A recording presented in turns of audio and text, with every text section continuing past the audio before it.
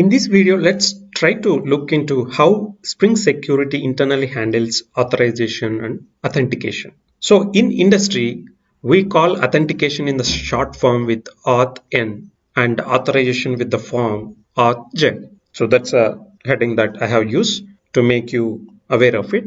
So coming to the point, how Spring Security internally handles exactly AuthN and AuthZ. Authorization is an optional step in any application. Like there are good number of applications where they just want to authenticate the person or authenticate the user. They don't have a complex requirements like they want to control the actions or pages, display the data based upon the user access and roles. In such scenarios, they will go with only authentication. But majority of the applications, particularly if your application having thousands of users, then obviously there is a good chance that you may have a requirement to control the user actions and display of the data based upon their roles and authorities. So in such scenarios only we configure authorization inside the Spring Security. As we know from previous sections, all the user related contract and schema is stored inside user details. So that's what will happen as soon as the user entered his credentials.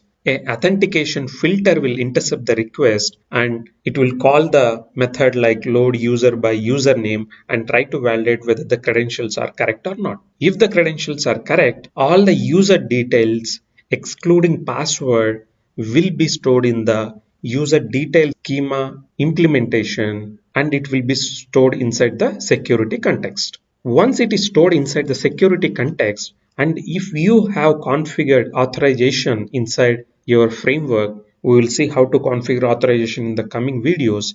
But for now, assume if you configured authorization inside your application, authorization filter also will come into picture and it will try to load the user details from the security context. And when I say user details, along with his name, email, and all other details, it will also load authorities or roles that user associated.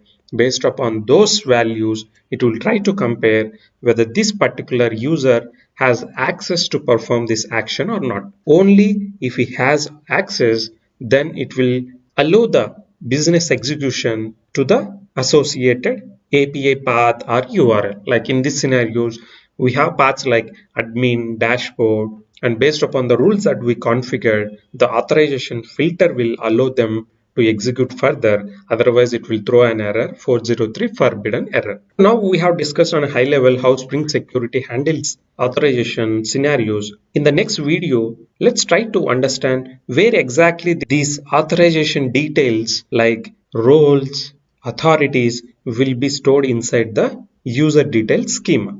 Thank you and bye.